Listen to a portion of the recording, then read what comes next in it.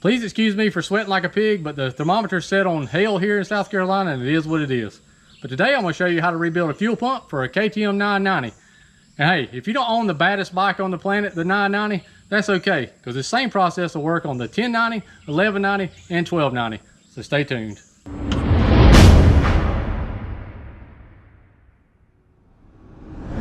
All right, I'm gonna try to give y'all the best angles as possible on this. It's gonna be kind of hard. I'm probably gonna be kind of fumbly. Not a professional mechanic, just play one on YouTube. So just take this for what you will, but maybe you'll learn something if I make mistakes. And that's usually watching YouTube videos is how we all learn stuff. I know it is for me. A lot easier than looking at pictures. So do the best I can with it. But what you're gonna need to do this job, obviously you need your fuel pump out of your bike. Which if you hadn't watched the previous video, I'll tell you how to take the tanks off of 990. The 1090, 1190, 1290, I think you can get this pump out without removing the gas tank. You'll need a rebuild kit. This has the pump, filters, and everything in it because I'm gonna do the whole thing. I'll drop links in the description for this, also for the filter kit and just the pump alone, depending on what you need. But fuel filter maintenance, from what I hear on KTMs, is the main reason the pumps go out. I don't know the history on my bike, so I'm gonna just do the whole thing. So I'll drop links for that. You're gonna need a Phillips head screwdriver, probably a flathead screwdriver, and I got a little pick too, because got to pop this top housing off. I don't know how aggravating that's gonna be.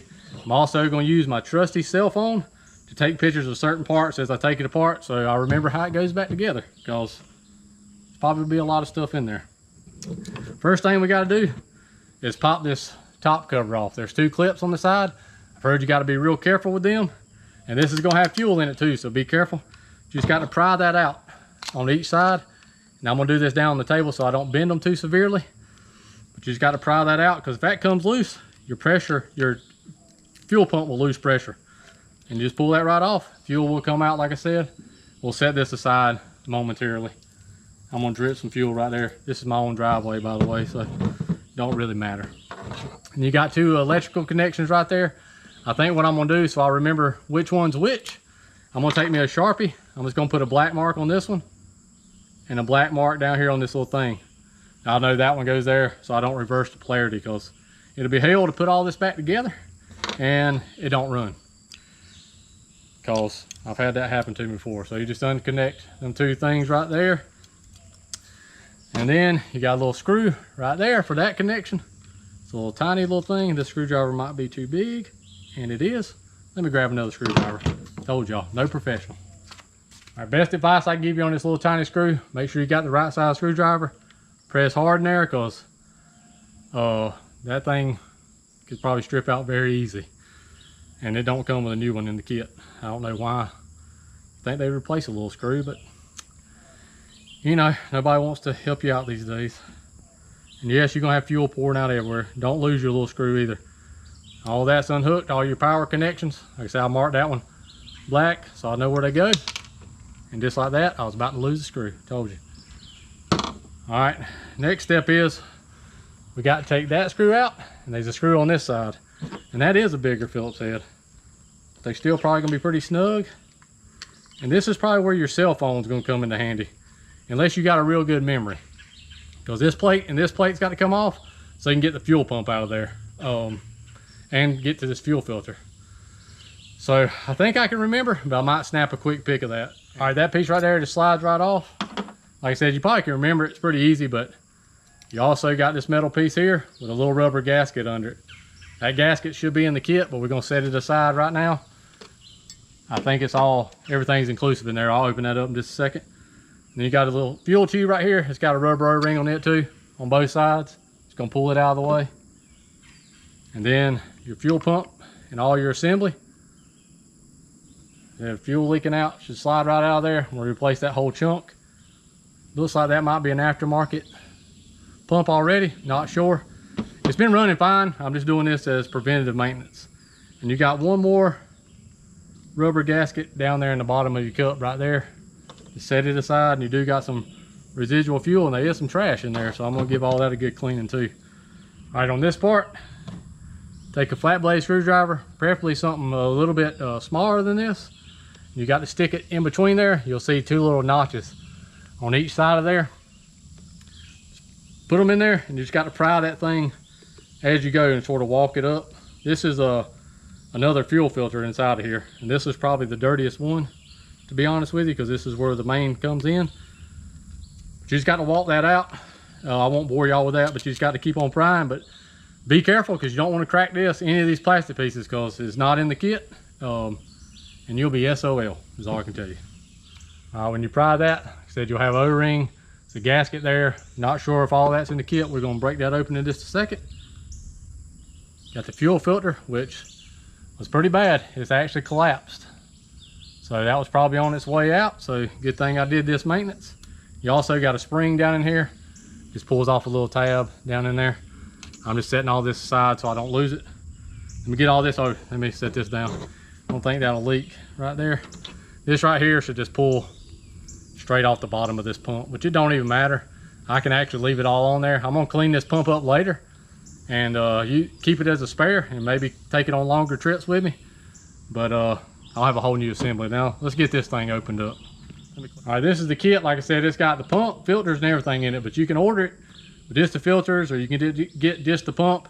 It's hard to find a complete unit for the 990 because Super Dukes and the 1090 is a little bit different. So what I originally was going to do would be easy, but this is pretty straightforward, to be honest with you. I didn't know how bad it's going to be. But this is from Quantum Fuel Pumps. Is, from what I understand, is a pretty good source to get them from. Actually better than the OEM and way cheaper, because I think this whole kit right here is like $130. And huge shout out to all y'all that use my Amazon affiliate links that I drop down below, because it helps me keep this bike running and keeps me going on trips, because you know, my situation, how I come out with this broken back and stuff, and this has actually been a big help to me, so I definitely appreciate it. But you get the fuel filter itself, the big tall one. You can see how much cleaner that is. So that should be good there. You get the fuel pump itself, which is right here. About the same as OEM, just black. You get that there. Excuse me for all the noise. I'm trying to go through this as quick as possible so y'all can get the most out of this video without it being too long ran. Little tiny O-ring. You just have to search through there where all this stuff goes. You get this piece, which I'm thinking drops down in there. I said I'm gonna go through it all with you. Get the fuel filter, which look at that. I mean, look how much cleaner, and look how much taller. That thing is collapsed like crazy. I don't know why that is. It's got to be starving for fuel a little bit, even though it's been running good. I don't really understand that, but you get all the big O-rings for your top plastic piece right there. I don't know why I held them up in the air for y'all. Trying to keep all my new stuff. You get that bottom gasket that goes down in there. And we're gonna put all this in. They actually give you a new spring for the top, which is, in case that's, I guess it does something with the pressure, I don't know. And you get two tiny O-rings right there. And we'll get all this stuff organized and get this stuff cleaned up, and we'll go piece by piece and put it all together, so you'll know exactly where you go, and you won't have to do no searching like I have to do. We'll go with the easiest piece first. Get your fuel pumps. It's got that little nipple on there and your inlet. Got your fuel filter just like that. All you gotta do is slide that on top of there and pop it on there. Pretty simple. It's a tight fit though, but I mean, it's gotta be because it's filtering fuel through there. So just snap that on there and you got that part done. All right, next is this little rubber piece. Just always remember the orientation you took the other one out, and that one just drops back in the same way, but it's pretty self-explanatory. It's got little grooves on the bottom. It's grooved in here, so you just, or little ridges on the bottom, and it's grooved down there. Just drop that right in there just like that. And the fuel pump will just slide right back in there the same way you took it out. All right, our next step, we're gonna replace all the gaskets on this side. Just take a pick or something, run around in there, take that off. Got a new one right here. Easiest way I found to put them things on, well, that one goes right on there. Just like that. And you should have this little piece right here. That's that piece right there. That's gonna be, just pry that out of there. And I don't know if it goes in here. Just pry that out just like that. And then you got your new piece. Goes in there just like that. This is all supposed to be OEM quality or better, so it all should fit back together the same and you'll be leak free, at least I hope. And you got this O-ring over here that's gonna go on this part as you put it back together. I'll show you that in a minute. Two O-rings on this little tube right here. Like I said, this stuff don't look too terrible bad, but if you're in here, well, this one's a little bit cracked up. If you're in here to doing this, you might as well do it all, because that one's, those things was about to break. So good thing I did this. I didn't think I might need it. I didn't know, because I was told that had fuel pump work, but that could have been a couple of 2 or 3 years ago, who knows. And the bike was sitting and not getting rode very much. And we all know how bad that hurts bikes sometimes. There you go, you got your fuel, you got all your new O-rings on there. And you also got an O-ring that goes in this filter right here, just in the top. Just like that. And all that'll just slide right back together. Correctamundo, like that. And that part's ready to go back together. You got all your filter and stuff assembled on there. Don't forget your little spring. I'm just gonna put it right back down here. And I'm using the new one. I don't know what the difference is. Maybe they get wore out over time. Maybe you can drop a comment and let me know. And this thing right here will pretty much just center on that fuel filter. You'll see a little notch on top of the fuel filter. Just line your marks up. And it just pops right back in there. Just make sure you got it good and snapped in place. And that spring holds tension down is what I'm guessing on that to keep it from blowing out of there. That's pretty much it. That piece is done.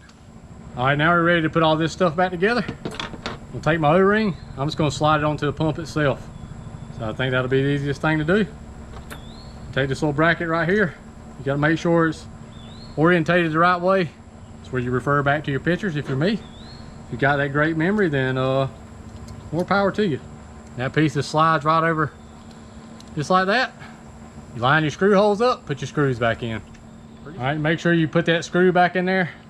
Remember, I marked out with a black mark. That was, check my old pump, that was on the negative. So it's got to plug it up to the negative, just like that.